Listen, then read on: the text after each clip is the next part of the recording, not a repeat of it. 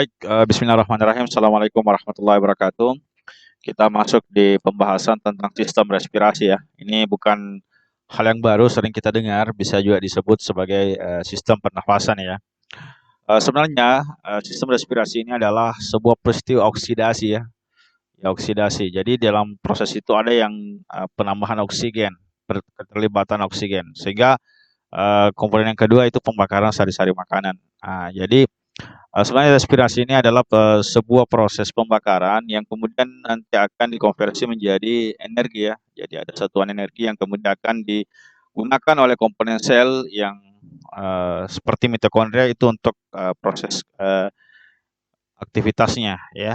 Nah, kemudian bisa juga diartikan sebagai pertukaran gas pada alat pernafasan. Jadi secara umum respirasi itu dibagi menjadi dua ya. Ada respirasi eksternal, ada juga respirasi internal. Yang eksternal ini itu terjadinya di alveolus. Alveolus nanti kita jelaskan bagaimana modelnya, itu terdapat dalam paru-paru, adalah fungsional dalam paru-paru. Sedangkan yang internal itu terdapat pada sel atau jaringan. Oke. Baik, selanjutnya kalau kita lihat reaksinya kan ada hemoglobin ya, plus O2 ya. Jadi akan berikatan menjadi karbooksihemoglobin ya, oksihemoglobin ya, Hb. Nah, jadi yang terjadi pada saat pengikatan O2 oleh Hb itu terjadinya di alveolus. Berarti ini adalah peristiwa eksternal. Sementara ketika saat oksihemoglobin diuraikan menjadi O2 dan Hb itu terjadinya pada sel atau jaringan. Ini yang terjadi pada internal. Jadi ada dua yang berbeda. Ada reaksi pernafasan eksternal dan juga pernafasan internal. Nah, kemudian dari mana kemudian oksigen akan masuk itu kan melalui rongga hidung ya. Kemudian akan masuk ke uh, pangkal ya, tenggorokan disebut dengan trakea ya. Kemudian menuju ke bronkus, nanti akan bercabang ke bronkiolus. Nanti akan menuju ke alveolus. Jadi sebelum masuk tadi ke hidung itu kan ada proses filtrasi. Jadi proses pengurangan partikel yang bisa menjadi partikel asing ataupun debu yang mengganggu nanti sistem pernafasan. Nah, makanya kalau digambarkan seperti ini ya, kurang lebih seperti ini, bahwa pada saat udara masuk ke dalam uh, paru-paru itu kan pertamanya melalui hidung ya. Nah, nanti akan lewat di trakea, di tenggorokan, nanti pada percabangan bronkus itu akan masuk, nanti dari bronkus menuju ke bronkiolus. Nanti bronkiolus akan meneruskan ke alveolus. Jadi di alveolus inilah terjadi proses pengikatan oksigen ini oleh hemoglobin karena banyak pembuluh darah ataupun sel-sel darah yang terdapat pada bagian alveolus ini. Ya oke, seperti itu kan. Jadi cukup dipahami bahwa sebenarnya proses pernafasan itu tidak serta-merta hanya menarik dan mengeluarkan nafas, tetapi ada proses pertukaran gas dan pengikatan gas oksigen di dalam alveolus yang akan nanti digunakan sebagai bahan dasar dalam proses penghazilan energi. Seperti itu ya. Baik, untuk mekanisme respirasi itu melibatkan dua bagian daripada tubuh kita ya. Yang pertama itu respirasi melalui dada dan yang kedua respirasi melalui perut ya. Untuk dada itu mekanisme respirasinya atau pernafasan. Yang pertama otot antar tulang rusuk atau yang biasa disebut muskular intercostai dan tulang rusuk atau os costai. Jadi ada dua otot atau bagian tubuh yang terlibat dalam proses respirasi ketika melibatkan pernafasan dada. Sedangkan untuk pernafasan atau respirasi perut itu menggunakan bagian tubuh diafragma. Ini letaknya pada di bawah tulang rusuk atau osteocostai dan otot dinding perut. Kemudian untuk proses inspirasi itu mekanismenya dimulai dari otot antar tulang rusuk atau luar itu mengalami kontraksi. Kalau kontraksi itu kan ibaratnya dia akan penarikan kedua ujung, kedua sisi akan menguat, kemudian tulang rusuk naik. Ketika tulang rusuk naik maka volume dada membesar. Ketika volume dada membesar maka otomatis tekanannya kecil sehingga udara masuk. Seperti itu untuk mekanisme proses inspirasi dengan menggunakan pernapasan dada, seperti itu.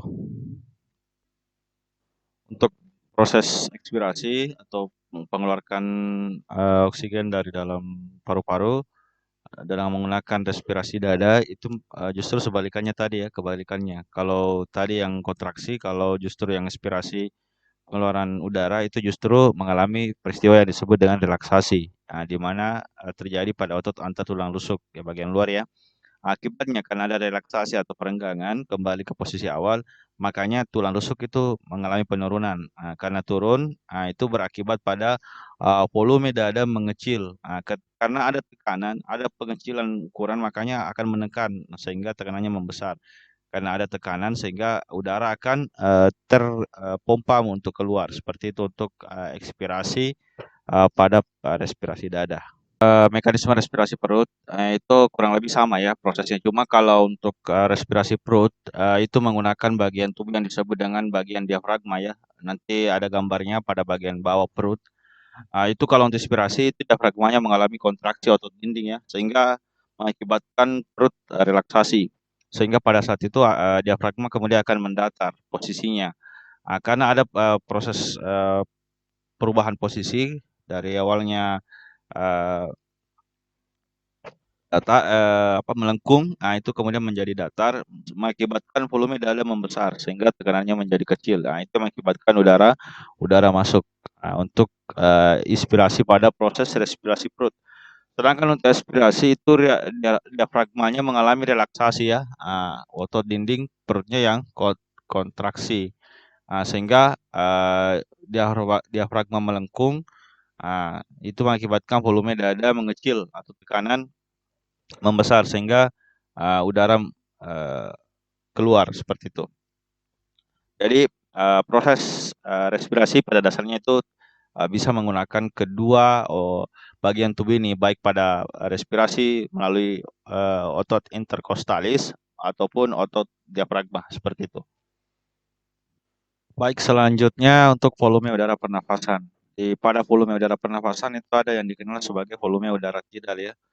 Volume udara tidal ini adalah volume udara keluar masuk dalam pernafasan biasa. Jadi kapasitasnya itu sekitar kurang lebih 500 cc. Kemudian yang kedua adalah volume udara komplementer. Volume udara komplementer ini adalah volume udara inspirasi. Pada saat kita menarik nafas paling kuat itu sekitar 1.500 cc kapasitasnya ya.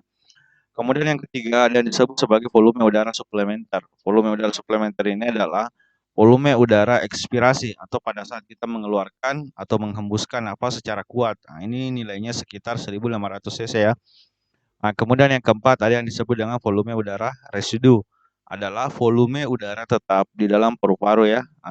Pada saat kita melakukan inspirasi kuat ataupun ekspirasi kuat, itu pasti masih ada yang tertinggal. Itu sekitar 1.000 cc ya. Kemudian untuk kapasitas vital paru-paru, ini merupakan penjumlahan dari tidal, plus komplementer plus suplementer. Jadi kapasitas vital paru-paru itu sekitar, 3.500 cc ya. Tadi kan dijumlahkan ini 500 tambah 1.500 tambah 1.500.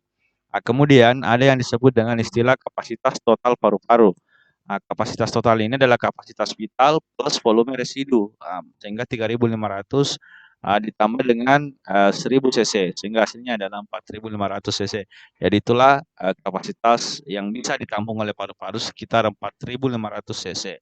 Oke, ini cukup untuk pembahasan kita pada poin-poin penting tentang sistem respirasi atau sistem pernafasan. Thanks.